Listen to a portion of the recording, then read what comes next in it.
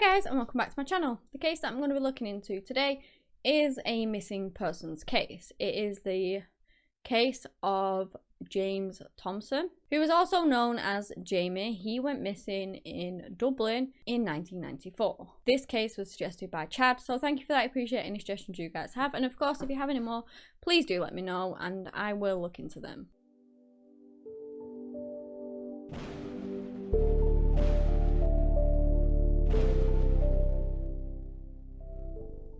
James Thompson was born in 1973 to parents Jenny and Michael Thompson in Cheltenham, England. This case has very little information on it, so it may be a fairly short video, but everyone's case deserves to be shared. As a result of that though, I couldn't really find anything about his childhood or really much about him as a person, which is very sad to me because I like to give you guys that information and let you know who this person was.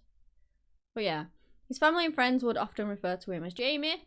It was a nickname, and he was said to be very loving, caring and kind man. Jamie loved being creative and was by all accounts a very good artist. So he would create these beautiful drawings and it was something that he really enjoyed. Now, Jamie and a bunch of friends decided that they wanted to have a lads holiday. So they decided on Ireland, Dublin as the destination. Now, a lot of people love to go to Dublin. I personally would love to go to Dublin myself, you know. It has it all, essentially. Yeah, okay, maybe not super nice weather. But if you're gonna go on holiday, like a lot of people who live in England go on holiday to England and things like that. So if you're not going for the warm weather, then it is a beautiful place to go. You have the nightlife, so if you want to go and experience that, there's that. There's also loads of monuments and all these beautiful parks and all these things that you can go and visit, and it's just such a nice place to go. It is a popular destination for a lot of tourists. And this was the same case for Jamie and his friends. They had planned to go on a 2-week trip to Dublin in August of '93. I don't know which side they went for, whether it was a bit of both, whether because he was only 20 and his friends, you know, a lot of people go on those kinds of holidays, like a lad's holiday, where they can go out and get drunk a lot and have experience the nightlife and party, or whether they wanted to do that at night and go and see all the beautiful places during the day. You know, it could have been a bit both. I don't know what their plans was, just that they wanted to go to Dublin. What I do know that, though, is that Jamie absolutely loved Dublin whilst he was there. And when I say he loved it, I mean he loved it. He literally rang up his parents and said that he was going to extend his trip and he was going to stay there for a while. They were happy that he was having such a good time. Obviously, they wanted their son back because, you know, who doesn't? But they were happy for him. So he began renting a room. It was a terraced house on 23 Leo Street, Dublin, and it was in the centre. I do know that there were people living with him and they were classed as his flatmates. So whether it was like a house that had been split up into loads of different flats for people to rent off, I don't know, but they are referred to as flatmates. So and it is referred that Jamie lived in a flat, but it was a terrace house. So yeah, it makes you think that there were separate flats in this house, kind of thing, like someone had split it up and made little flats inside one house. That's not been confirmed, but it's just like probably a pretty accurate assumption. But again, it might not be the case. So the 2 weeks he was supposed to spend there turned into months. And one thing he would always make sure that he did was keep in touch with his family. He didn't want them to worry. He wanted them to know that he was safe.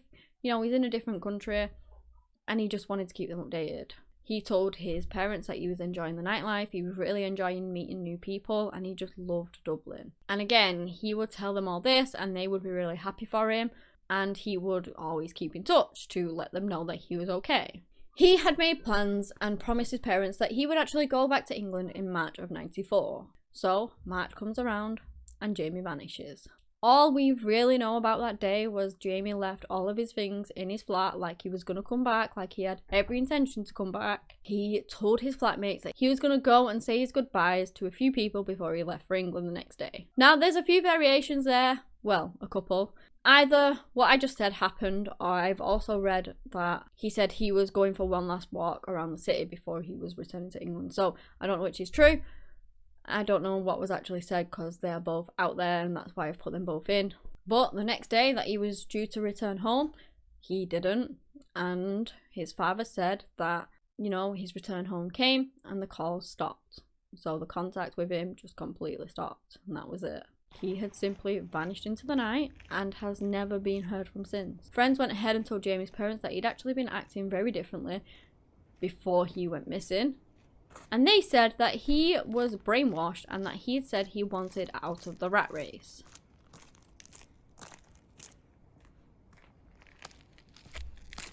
So his family obviously got worried. Their son was due home. He didn't come home. He hadn't called them to let them know. I don't know, maybe he decided that he was going to extend the trip a bit longer. You know, it's not something that's impossible, but he hadn't called them, and that was something that was very worrying to him. So on the 8th of March in 1994, they reported him as missing. His case was registered with both the Gardaí, which is the Irish police. I've probably pronounced it wrong. I apologise if I have, as well as Interpol. And that's pretty much all the information we have. An investigation was launched, but it was unsuccessful in finding out what happened to Jamie. His parents went and travelled to Dublin time and time again, trying to find anything they could, trying to chase up any little lead that they could. They did public appeals in the UK, in Dublin, everything to try and get their son's face out there, but it just resulted in nothing. He is still missing. Despite this, there have been apparent sightings of Jamie over the years. And I say apparent because I do not think that any of them are actually confirmed sightings. But his parents have very strong views on what happened to their son. Michael very much feels like Jamie was brainwashed by a group of people, such as, like, some people may refer to them as a cult or something like that, and that he is still alive out there somewhere travelling with this group. His family have made requests directly to Jamie through British TV and the Irish Times, things like that. They just want to find out where their son is, what happened to him. Apparently, not only do his parents believe that, but the Gardaí at Mountjoy do too. They said that they were fairly sure that Jamie was with some group called the Hare Krishnas, or a similar group to them, and was up in the north of Ireland. The director of an anti-cult group had a discussion on this, and he said that he was in a group that was similar, and the way that they work is they cut you off from the world. They brainwash you, they cut you off from your friends, family, and they make you believe that they are your family. They bombard you with their views of things, and unfortunately some people just aren't able to defend themselves against that, and they just fall into it and then believe it. Apparently the Hare Krishnas tell you that, like I said just a second ago, they are your family, so you don't need your family outside of us because we're your new family, kind of thing. And people believe that. Michael travels to Dublin about 4 times a year to try and chase down any lead he can. As of 2007, which is the latest date that I could find as to the information on this case, there had been 17 sightings of Jamie. Again, I don't believe that any of them were actually confirmed to be him. But there were sightings reported in Dunmanway, in the Republic of Ireland, other parts of Ireland, in London, in England, Glastonbury, Leeds, all of those places are in England. So yeah, apparently he's everywhere and all over the place. Although it's believed that maybe he could have been in with the Hare Krishnas, it's never actually been confirmed. It's also been suggested that he may be with some New Age travellers, basically travelling around, living out of a van, a caravan, something like that, a bit like a nomadic lifestyle, and that they were a religious group of some kind. Honestly, there's just so many theories, but a lot of them are towards that he joined one of these groups and he's still out there somewhere following this group. Again, I don't think any of these sightings have been officially confirmed, and on one occasion his family chased down a lead in Leeds, where they went down there, they found a man that looked similar to Jamie but actually was not. So again, all of these sightings that could have been, you know, said were to be Jamie may not have been. It may just have been someone that looked like him. We just don't know at this point. So let's get into some of the theories. A lot of people believe, again, that he is traveling around. You know, his family believe that, apparently the Gardaí believe that he's doing the nomadic lifestyle with some sort of group or order or something like that. The thing with this is, though, I don't quite understand is if he was gonna go out and join a group, why didn't he take his things with him? If he went out that night with every intentions to go ahead and join a religious group or whatever, then surely you'd take your stuff. I don't get that. it's like he left his stuff there because he had every intention of coming back. And if he had every intention of leaving and going joining a group, you would take that with you. At least I would think so anyway. So that makes me wonder as to whether any foul play may have been involved. Obviously, there's also the murder theory that he's unfortunately no longer alive. We don't know much about it because there's just no evidence of anything, basically, foul play or not. But, you know, a lot of people have speculated that maybe because he was quite gaunt looking and very thin, that maybe somebody somebody looking to take a victim, a stranger abduction, or something like that, mistook Jamie for a homeless person, and then obviously murdered him. Unfortunately, a lot of people do target the homeless because they want to try and target people who, in their eyes, won't be missed, kind of thing. And obviously, if you're homeless and things like that,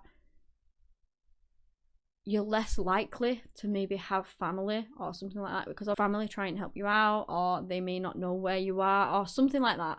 A lot of people do target homeless people for murders and things, unfortunately, when they're scouting for victims, and possibly they mistook Jamie for that. That theory doesn't tie in with the sightings of him, and neither does the next one, but again, those sightings I don't believe have been confirmed to be Jamie anyway.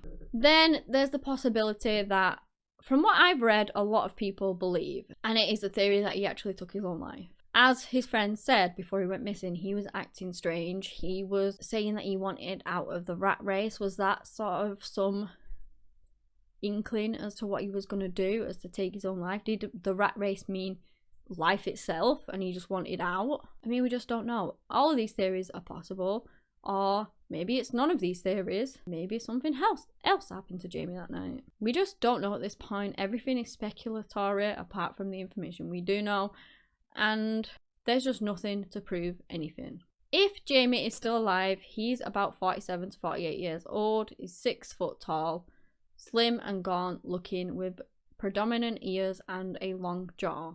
He had dark brown hair and dark eyes at the time of his disappearance, but could have since dyed his hair even, or shaved it off completely. Any info or sightings of Jamie would be greatly appreciated. We don't know what happened to him, even if he's still alive or not. Just something in this case would be huge, because there's just nothing really to go on. His family would love answers, even if it was just to know that he's still alive after all this time. Saying that, his parents do think he's alive and well, and hope one day that he will call his mother, but she has said that it is up to James if he wishes to contact her. They still really cling to the hope that one day he will come back to them. And honestly, from the bottom of my heart, I truly hope that he is still out there, and that one day, if he is, or he ever sees any of these videos or anything like that on him, that he would contact his parents and let them know at least that he's alive, because they're just stuck in limbo and they have no idea whether he even is or not. I mean, they suspect he is, but they don't know. So honestly, if Jamie's out there somewhere, or you know something, please contact them. Contact the authorities and let them know, because his case, he's still missing, you know, and we have no idea what happened to him. I really hope that one day we find out. He's been missing for 27 years now, and his family just would love to know if he's okay and what happened to him. My heart, as always, goes out to his family. But yeah, that is the end of the case. If you guys have enjoyed this video, give me a big thumbs up, subscribe to the channel for similar content. Anyway, that's all I have today on the case of Jamie Thompson. Thank you so much for watching, and until next time, bye.